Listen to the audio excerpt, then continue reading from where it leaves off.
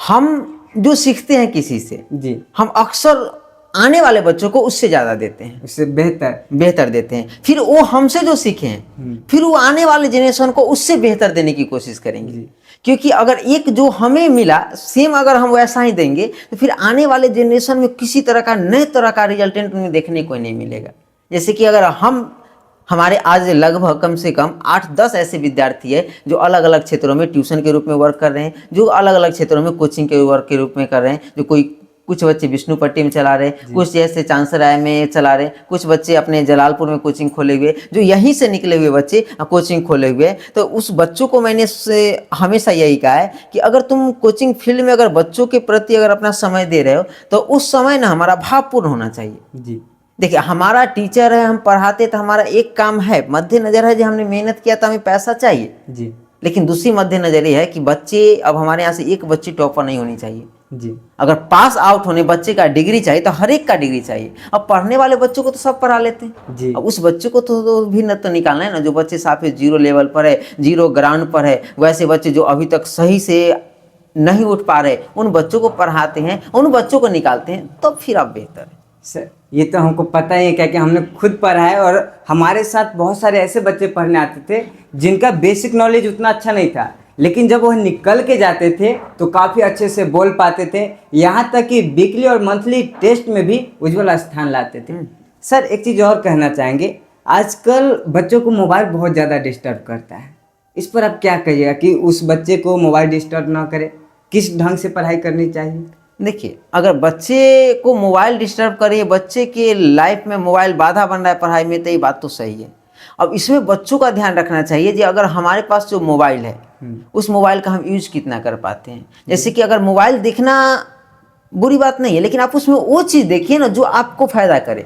अगर हम 4 घंटा पढ़ाई करते हैं तब माइंड को संतुलन व्यवस्था बनाए रखने के लिए 1 घंटा फ़ोन देख लेंगे, फ़ोन में ऐसे चीज़ देख रहे हैं जैसे कि हम खाना खा रहे हैं, फ़ोन में फालतू चीज़ देखने की वजह हमने क्या किया, यूट्यूब पर सर्च किया कोई ऐसे चैप्टर का जिसका हम ऑब्जेक्टिव ही धीरे धीरे देख लिए, खाते वक्त कम से कम उतना कंप्लीट हो गया। मनोरंजन के लिए मैंने छोटा सा एक क्लिप देखा जिससे हमें मोटिवेट हो, जैसे कि कई सारे मूवीज वगैरह आती है, तारे ज़मीन पर, 3 इडियट, ये सब देख लिए जो हमारे माइंड को, हमारे पढ़ाई एरिया को ग्रोथिंग करे। लेकिन आज का जनरेशन क्या हो गए हैं कि पढ़ाई से ज़्यादा महत्व मोबाइल को दे रहे हैं। अगर आज बच्चों को 2 ऑप्शन दिया जाए ना कि फ़ोन, मतलब फ़ोन चाहिए या फिर बुक चाहिए, तो बच्चे चूज करेंगे फ़ोन को। जी सर। ये चीज़ आज के जनरेशन को सबसे ज़्यादा खराब करा। आज के जनरेशन को समझना चाहिए कि ठीक है, फ़ोन है मेरे पास, फ़ोन देखना ठीक है, लेकिन अगर 1 घंटा फ़ोन देखते तो वहाँ पर पढ़ाई मेरा 4 घंटा हो जाना चाहिए। बच्चों का आज सारा चीज़ टाइम से हो जाता है, कोचिंग आना, कोचिंग जाना, हर चीज़ टाइम से हो जाता है, फ़ोन भी वो टाइम से देख लेते, बट पढ़ाई जो होनी चाहिए घर पर, जो सेल्फ स्टडी, हमारे 2 घंटा पढ़ाने से कुछ नहीं होता है। जब तक आप घर पे मेहनत नहीं करेंगे तब तक संभव नहीं है। बच्चे सारा चीज़ कर लेते बट एक चीज़ नहीं कर पाते, जिसे पढ़ाई बोलते हैं।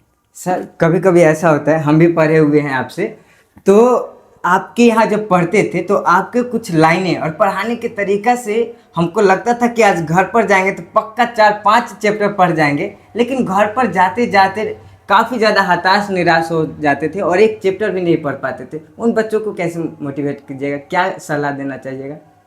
देखिए, सबसे बड़ी बात है कि पढ़ने के लिए हमारा शरीर संतुलन व्यवस्था में होनी चाहिए। जी। अब बच्चे घर पर जो स्टडी करते हैं, उन्हें स्टडी में हम उन्हें नहीं बोलते कि लगातार तुम 5 घंटा पढ़ो।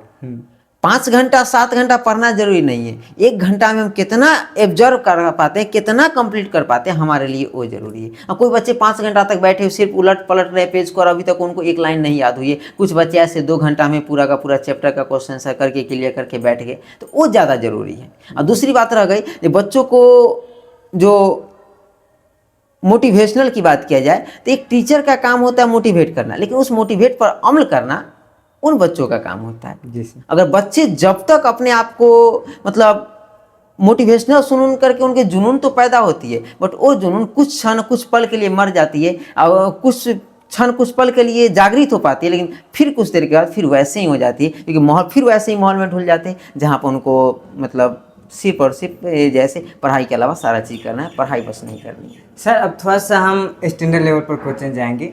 आप इतने दिनों से पढ़ाते हैं तो आपको भी बहुत ज़्यादा समस्या आए होंगे, तो उससे आप कैसे सामना किए होंगे समस्या से? समस्या तो लगभग कोचिंग खोले तो उसके बाद कई तरह की समस्या आई थी, चाहे क्योंकि शुरू शुरू में कोई भी मतलब शुरू शुरू में काफ़ी ज़्यादा लॉस ही जा रहा था, तो उस समय अब हम ज़्यादा उत्सुक होते तो ज़्यादा से ज़्यादा कर सकते थे, बंद कर सकते थे। जी। और आज बंद करते तो अगर बंद कर देते तो फिर हमारे पास किसी फैक्ट्री में कमाने के अलावा दूसरा कोई उपाय नहीं था। जी। अब हमने उस समय सोचा जी अगर हमने जब इसमें लॉस गया है तो इसी से फिर ऊपर भी आएंगे। हमको जो पढ़ाने का स्टाइल था ना, हमें नहीं कहते मेरे पास नॉलेज है बहुत ज़्यादा है, बट इतना हमें पता है कि जितना मेरे पास है ना उतना बच्चों को समझाना कैसे या मेथड ऑफ टीचिंग वो मेरे पास मुझे लगता है लाजवाब है। जी सर। जीरो लेवल के बच्चे को हीरो कैसे बनाना है, जीरो लेवल के बच्चे को हीरो बना करके समझाना कैसे, वो मुझे पता है। क्योंकि हमेशा हम कहते हैं कि बेहतर से बेहतर जिंदगी की तलाश कर, मिल जाए नदी तो समंदर की तलाश कर, टूट जाता है शीशा पत्थर की चोट से, टूट जाए पत्थर ऐसे शीशे की तलाश कर। जी सर, वाह। अगर बात करते हैं कि हम जब पढ़ रहे हैं, सारे बच्चे भी पढ़ रहे हैं, तो फिर उन बच्चों से हम अलग नहीं है। जब तक हम उन बच्चों से कुछ अपने आप को बेहतर ना बना पाएंगे, जब तक उन बच्चों से हम बेहतर हट के ना दिखाएंगे, जब तक उन बच्चों से बेहतर रूप में हम नहीं चलेंगे, तब तक वैसे ही बने रहेंगे। और जब तक वैसे बने रहेंगे तब तक वो तो भेड़िए वाली बात हो गई। उस भेड़िए में से वो शेर बन करके आगे निकलना पड़ेगा, तब हम अपनी अपनी पहचान क्या कर पाते हैं, बना पाते हैं। थैंक यू सर, इतना आपने बहुत ज़्यादा सफर बताए और काफ़ी अच्छा लगा। लेकिन सर आप इतना अच्छा जो फाउंडेशन है और नींव काफ़ी अच्छे से आपने डाले और स्थिति अभी काफ़ी बेहतर है, तो आप इस कोचिंग को और किस मुकाम तक ले जाना चाहिएगा? सबसे पहली बात, अभी तक यह कोचिंग तो मतलब ऑफलाइन ही सेवा दे रही थी, लेकिन 5 सितंबर के बाद ये कोचिंग जैसे ऑफलाइन ऑनलाइन दोनों सेवाएं बच्चों को प्रदान करेगी। अगर वैसे बच्चे जो किसी कारणवश आज क्लास नहीं कर पाते, वो अपना क्लास ऑनलाइन क्लास में मैनेज कर सकते, ताकि बच्चों की पढ़ाई डिस्टर्ब न हो। सर कौन कौन से बच्चे को ऑनलाइन पढ़ाएगा, कौन कौन से क्लास के बच्चे को? ऑनलाइन क्लास चलेगी 10th 12th और 11th 3 क्लास के बच्चों को ऑल टू ऑल सब्जेक्ट पढ़ाया जाएगा। और जहाँ तक तुम पढ़े हुए ही हो, जानते ही हो, मतलब ऑल टू ऑल सब्जेक्ट, चाहे वो साइंसों में फिजिक्स आ जाए या केमिस्ट्री आ जाए या बायोलॉजी आ जाए इंटर लेवल का, चाहे मैथ या Hindi, all to all subject आपको यहाँ पर हम ही पढ़ाते हैं। सर आप सभी बच्चे को माथा दुखने लगता है मैथ से, लेकिन जब आप पढ़ाते हैं मैथ तो काफ़ी इंटरेस्टेड के साथ बच्चे पढ़ते हैं, इसके पीछे क्या वजह है? ये बच्चों का प्यार है सर, काफ़ी ज़्यादा इंटरेस्टेड हो जाते हैं। क्या कि अदर टीचर कोई पढ़ाते हैं मैथ तो एकदम माथा दुखने लगता है, ऐसा लगता है कि क्लास को छोड़ करके बाहर जाए, लेकिन आपके क्लास में उठने का ही मन नहीं करता है। ये बच्चों का प्यार है, इसमें हम कुछ नहीं बोल सकते। Thank you sir. क्या कि वो जो शब्द है, क्या कि मैथ जो हम लोग खुदे पढ़े हैं, अदर भी पढ़े हैं, तो हमको उतना अच्छा नहीं लगता था, ऐसा लगता था कि उठ के चले जाए। लेकिन जब आप पढ़ाते थे और समझाने का तरीका काफ़ी लाजवाब था। सर एक चीज़ और, आपका जो ये पूरे जंदाहा सेक्टर में आपके कोचिंग का स्थिति काफ़ी बेहतर है। काफ़ी यहाँ पर ना तो पानी लगता है, ना ही बारिश में तकलीफें होती है, पढ़ाई डिस्टर्ब होता है, तो यहाँ पर ही का खर्च वगैरह और कैसे मेंटेनेंस करते हैं? वो बच्चों से जो फीस वगैरह आती है उसी में मतलब अपना खर्च वगैरह, बाकी कोचिंग का मेंटेनेंस वगैरह, जैसे कि बच्चों का, जैसे बच्चों की क्लास में बीच में फ़ैन नहीं था, फ़ैन लगवाना हो, या फिर बच्चों का जैसे कि अगर हम बिस्लरी वाली पानी पीते हैं, तो अब हमारा ये थिंकिंग नहीं कि हम बिस्लरी वाली पीते हैं तो हमारे बच्चे नल वाला पानी पिए। इसलिए जितने सारे बच्चे अभी 150-200 के बीच में बच्चे हैं, ये सारे के सारे बच्चों के लिए बिस्लरी वाली ही पानी आती है। सारे बच्चे चाहे 4 डिब्बा है चाहे 5 डिब्बा है, टोटल बच्चे बिस्लरी का ही पानी पियेंगे। जो बच्चों के द्वारा जो फीस आती है, उसी फीस के एकत्रित हो जाने का, जमा हो जाने के बाद, चाहे पानी वाले को देना है, बिजली की रिचार्ज करनी है, या बच्चों का क्या करना है, मतलब राइटिंग कॉपी बांटना है, या बच्चों, कोई बच्चे ऐसे भी होते हैं जिनकी मतलब क्षमता उतनी ज़्यादा नहीं होती है पैसा और दे पाने का, तो वैसे बच्चों को फ्री ऑफ कॉस्ट के साथ साथ मतलब कॉपी वगैरह भी कंप्लीट। हम एक बात बताना चाहेंगे, इसे जो तुमने अभी सवाल किया, ऐसे 1-1.5 साल पहले ना एक लड़का पढ़ता था,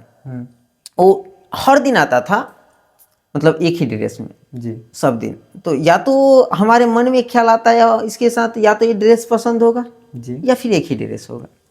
फिर मैं कई दिन अपने आप को रोक पाया, फिर एक दिन रोका नहीं गया, मैंने उससे पूछ लिया तुम एक ही ड्रेस पहन के क्यों आते हो, क्योंकि ये ड्रेस बहुत गंदा हो चुका है।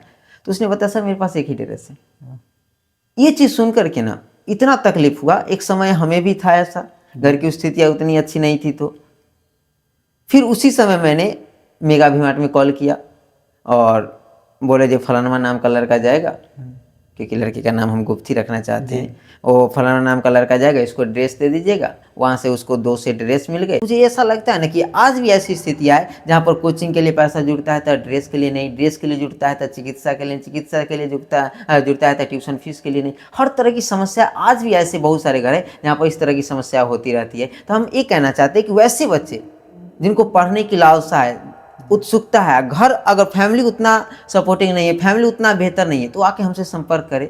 मैं यथासंभव जितना होगा उस बच्चे के, अगर बच्चे ब्रिलियंटेड हो गए तो यथासंभव जितना होगा उस बच्चे का हम मदद करेंगे। सर, आप हर साल टॉपर बच्चे को पैसा देते हैं प्राइज के रूप में। इस बार के टॉपर बच्चे के लिए आप सोचें क्या दीजिएगा? जो बच्चे पढ़ रहे हैं तो अगर वो बेहतर से पढ़ते हैं, अच्छे रिजल्ट लाते हैं टॉपर, तो उनको लिए जैसे देखो हर साल कुछ ना कुछ ऐसा स्कीम हम लेके आते हैं ना, जो लगभग कोचिंग में पढ़ने वाले छोड़े, जो बच्चे कोचिंग से पास आउट हो चुके हैं ना, उनका भी मन भटका देता है। एकाएक मतलब बच्चों के सामने ऐसे प्रपोजल आ जाते हैं जो बच्चे समझ नहीं पाते इसका हम फायदा उठाए सो कैसे उठाए। जैसे कि तुम्हें याद होगा कि जिस समय तुम लोग पढ़ाई करता था उस समय ऐसी स्थितियाँ थी जे मैंने 1.5 से 2 लाख रुपया का ड्रेस बांटा था बच्चों को फ्री ऑफ कॉस्ट। जी। ड्रेस बांटने का कारण क्या था कि सारे बच्चे एक ड्रेस में आएंगे, सारे बच्चे बेहतर दिखेंगे, आई कार्ड रहेंगे, पैर में जूता रहेंगे, पिट्ठी पर बैग रहेगी। लेकिन ऐसा हुआ कि ये प्लानिंग मेरा सक्सेस नहीं हो पाया। उसके बाद ड्रेस जो अपने पैसे का 1.5 से 2 लाख रुपया का दिए थे, जो बच्चे का संभव हुआ वो बच्चे आते रहे पहन कर, उसका ड्रेस का सिस्टम हटा दिया, अभी आई कार्ड की सिस्टम है। और इसमें जो लाएंगे उनके लिए बताइए। अच्छा, जो लाएंगे उनके लिए जी। अच्छा, जो भी बच्चे लाएंगे, अगर वो बच्चे अगर हमारे यहाँ से मैट्रिक या इंटर में 400 प्लस 450 प्लस नंबर लाते हैं, यानी 450 नंबर प्लस लाते हैं, तो उन बच्चों को संस्था की तरफ से लैपटॉप प्रदान की जाएगी। पहली चीज़। दूसरी चीज़, अगर बच्चे 400 प्लस लाते हैं, बच्चे 400 एक तो 450 हो गई, और वैसे बच्चे जो इस संस्था से फर्स्ट डिवीजन करते हैं उन बच्चों को स्कॉलरशिप के तौर पर इस संस्था की तरफ से 2500 रुपया प्रदान किया जाएगा। काफ़ी यूनिक लगा, क्या कि जो बच्चे आगे नहीं पढ़ पाएंगे वो इस सुविधा का लाभ उठा करके पढ़ हाँ, लेकिन ये सुविधा अब ऐसा नहीं है कि हमारा कोई सरकारी फंड चलता है। ये चीज़ हम पहले क्लियर कर देना चाहते हैं। हमारा कोई सरकारी फंड चलता है, सरकार से पैसा आती है, हम बच्चों को देते हैं, नहीं। अब ये पैसा जो हम 2500 रुपया जो देते हैं, खासतौर से वैसे बच्चे जो लैपटॉप इंटर मैट्रिक जो भी 450 प्लस लाएंगे उनके लिए है। अब बाकी 2500 रुपया जो फर्स्ट डिवीजन लाने पर इस सिर्फ 10th वालों के लिए। क्योंकि कारण इसका सबसे बड़ी बात है कि अगर कोई बच्चे पढ़ते हैं मेरे यहाँ जी, तो अगर वो मैट्रिक पास करने के बाद अगर इंटर की पढ़ाई यहीं करते हैं तो उन बच्चों से अगर मान लेते हैं हम 3000 रुपया कमाते हैं तो उसी में से 2500 उसको लौटा देंगे। लेकिन अगर उन बच्चों से कोई फ़ायदा ही नहीं हो रहा है तो फिर हमारा तो कोई सरकारी फंड चलती नहीं है।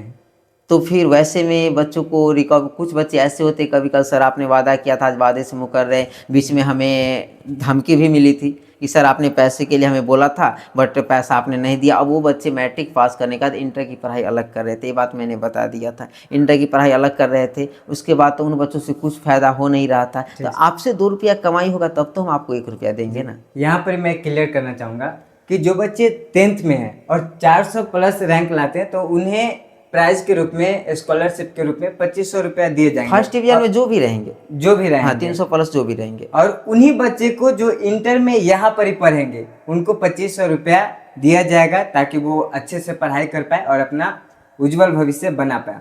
सर, इतना टाइम देने के लिए धन्यवाद, और मैं तो आभारी रहूँगा आपका कि आपने हमको इतना टाइम दिया। ठीक है, और इधर घुमाना मेरे ऊपर, और थोड़ा नज़दीक का हम कट कर लेंगे। आ जाओ नज़दीक। सर के इतने सारे सफ़र सुन करके काफ़ी भावुक लगा, और इनका जो स्टूडेंट के प्रति लगाव है काफ़ी ज़्यादा बेहतर है। तो उन बच्चों से कहना चाहेंगे कि आप एक बार जंदाहा में आइए, सर्वोदय मैदान के निकट, और विजिट कीजिए टैलेंट मैथमेटिक्स क्लास, और देखिए कि यहाँ पर जो फीचर है वो वास्तव में जंदाहा से बेहतर है या नहीं है। और आप आकर के यहाँ पर अंदाज़ा लगा सकते हैं यहाँ के टीचर के पढ़ाने के तजुर्बे, क्या कि 15-16 साल से पढ़ा रहे, तो काफ़ी ज़्यादा अनुभवी है। वैसे आज के लिए इतना ही, और अगर हमारा वीडियो कुछ सिखाया होगा आपको तो लाइक, कमेंट और शेयर ज़रूर करना, और आपको हम न्यू वीडियो में और नए अंदाज के साथ मिलेंगे। तब तक के लिए इतना ही। जय हिंद।